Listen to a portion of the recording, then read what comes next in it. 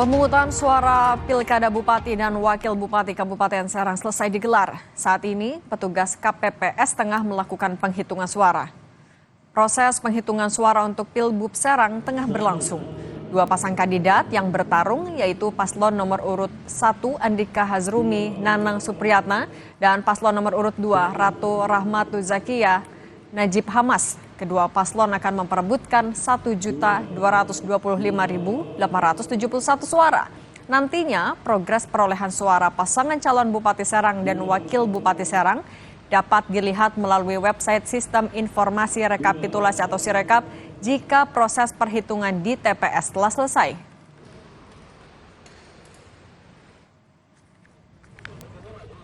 Gubernur Banten Andra Soni bersama Forkopimda Banten meninjau 3 tempat pemungutan suara TPS di Kecamatan Petir, Kabupaten Serang, Banten.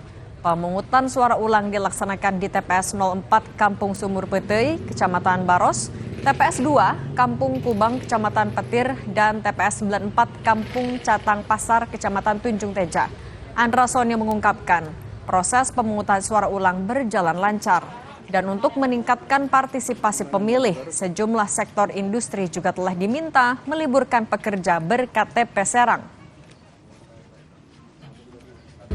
Kami berbagi, ada rombongan saya 3 TPS, dan tadi Pak Agus Melas dari KPU Pusat itu bergeser ke lokasi yang lain, dan kemudian ada juga dari Bawaslu Pusat juga melakukan. Dan nanti sekitar jam 2 pasca pemungutan nanti ada Wamendagri.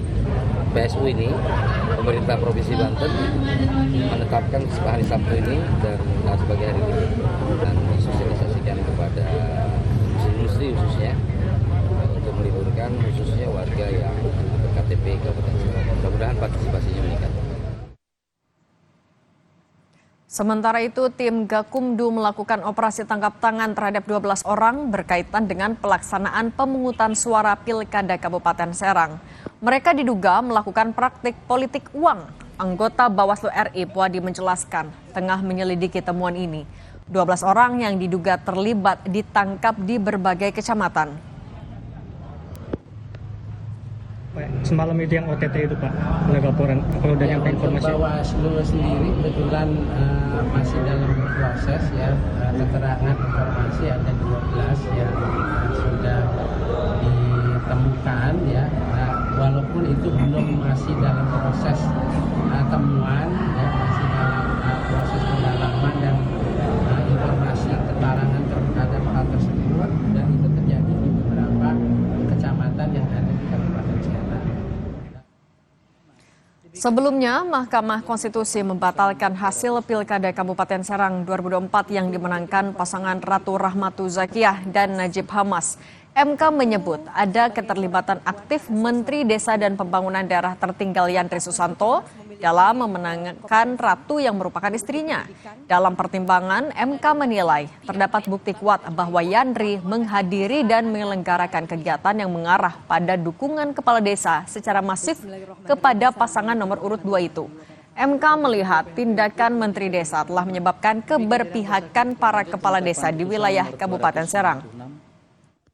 Itu menjadi perempuan yang mandiri. Oleh karena itu tidak dapat dihindari adanya pertautan erat kepentingan antara kepala desa dan aparat pemerintahan desa dengan kegiatan yang dihadiri oleh Menteri Desa dan Pembangunan Daerah Tertinggal. Sebagaimana telah Mahkamah pertimbangan di atas, pernyataan dukungan kepala desa kepada pasangan calon nomor 2 nyatanya merupakan bentuk pelanggaran pemilu sebagaimana diatur dalam pasal 71 ayat 1 Undang-Undang 20 2016. Norma ini juga berlaku kepada Hayandi Susanto selaku menteri, di mana menteri selaku pejabat negara di dalam membuat keputusan dan atau tindakan yang menguntungkan atau merugikan salah satu pasangan calon. Tidak dapat dipungkiri bahwa tindakan Hayandi Susanto selaku menteri dapat secara signifikan mempengaruhi sikap kepala desa selaku subjek yang menerima manfaat dalam kegiatan dan program Kementerian Desa dan Pembangunan Daerah Tertinggal sehingga berdampak secara signifikan pada tindakan yang menguntungkan atau merugikan pihak tertentu dalam pemilu kada.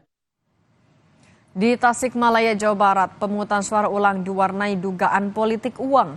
Namun Bawaslu Kabupaten Tasikmalaya mengatakan belum ada yang melapor secara resmi dan akan melakukan investigasi lebih lanjut.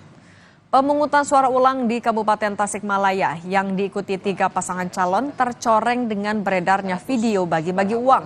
Menanggapi hal itu, Ketua Bawaslu Kabupaten Tasikmalaya, Dodi Juanda mengungkapkan saat ini tengah mengidentifikasi dan melakukan investigasi terlebih dahulu video bagi-bagi uang lantaran tidak jelas waktu dan lokasinya.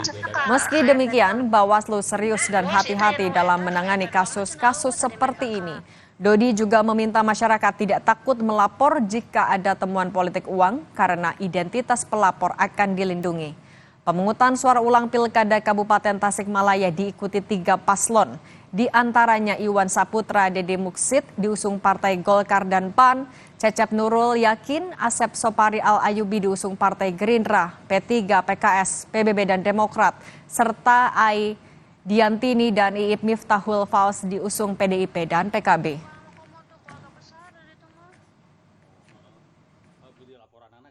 Video viral Pak yang diduga dari paslon tertentu bagi-bagi uang itu gimana Pak? Iya, kami juga menerima terkait video viral itu memang mengatakan bahwa mendapatkan uang ya untuk 100.000 untuk 2 orang itu kan juga, tapi sayangnya kan juga video itu tidak menggambarkan secara utuh kan.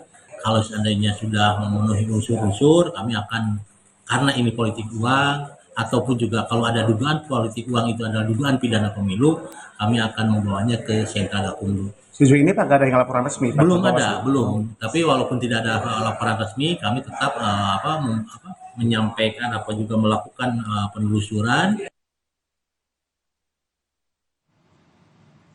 Wakil Menteri Dalam Negeri Bima Arya memantau jalannya pemungutan suara ulang di Kota Banjarbaru, Kalimantan Selatan. Bima optimistis partisipasi pemilih tinggi. Pemungutan suara ulang Kota Banjarbaru, Kalimantan Selatan digelar di 403 TPS. Tadi kami cek, saya tanya dibanding pelaksanaan pilkada yang lalu di tanggal 27 November, pada jam yang sama itu perbandingan kedatangan pemilih seperti apa? Dijawab lebih banyak sekarang. Artinya ada harapan. Pemungutan suara ulang ini dilakukan pasca putusan Mahkamah Konstitusi. Dalam Pilkada Serentak 2024, Pilkada Banjarbaru diikuti 2 pasangan calon, Lisa Wartono dan pasangan Aditya Mufti Said Abdullah. Sebelum pemungutan suara digelar, pasangan nomor urut 2, Aditya Mufti Said Abdullah didiskualifikasi. Namun surat suara sudah terlanjur dicetak. Meski demikian, KPU Kota Banjarbaru tetap melaksanakan pemungutan suara dengan gambar 2 paslon. MK menilai hal ini melanggar konstitusi karena KPU tidak menghadirkan kota kosong sebagai pengganti paslon yang didiskualifikasi.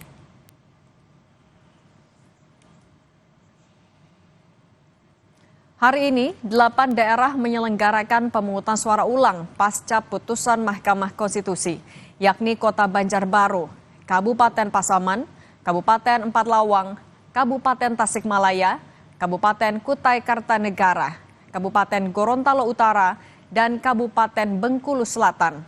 Dari 8 kabupaten kota yang menggelar pemungutan suara ulang, total ada 8.763 tempat pemungutan suara.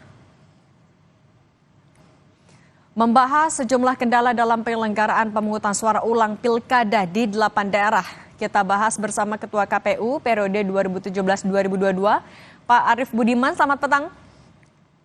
Selamat petang, Mbak Cindy. Pak Arief, kita membahas mekanisme. Kalau misalnya kita ambil contoh di Serang, ada yang di OTT diduga melakukan politik uang. Apa langkah yang seharusnya dilakukan? Apakah PSU tetap dilakukan atau ada kemungkinan PSU itu juga diulang? Semua kemungkinan sebenarnya bisa terjadi ya. Tapi yang jelas OTT itu harus dibuktikan dulu. Ini kan baru ditangkap, tapi apa, siapa, bagaimana, terjadinya di mana, kapan, di berapa banyak tempat misalnya, itu harus diperiksa dulu, dibuktikan dulu, baru kemudian bisa diambil sikap. Apakah ini pelanggaran administrasi, apakah ini pelanggaran pidana gitu ya, sampai nanti proses dan putusannya sudah berkekuatan hukum tetap. Nah, jadi untuk kejadian yang semacam ini, Bawaslu akan mengambil peran yang cukup signifikan untuk terus melanjutkan prosesnya.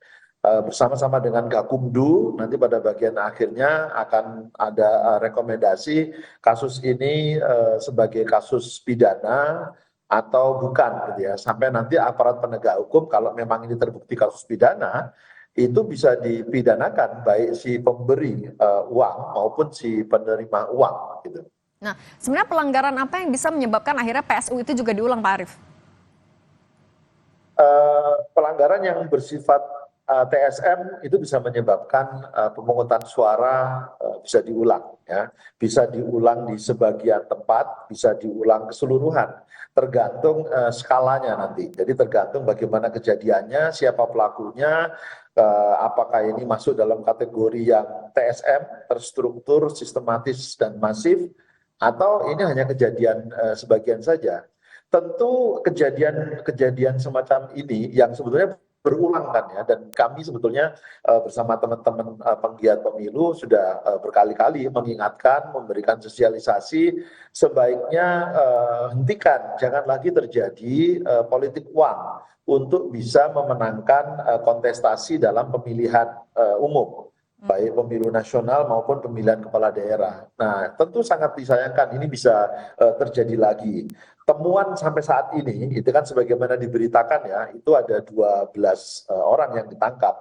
Tapi ternyata kan bukan hanya di Serang, tadi juga disampaikan di Tasikmalaya juga terjadi hal serupa. Nah, publik, masyarakat pemilih tentu akan ikut menanggung resikonya, dan ini cukup besar biayanya gitu loh.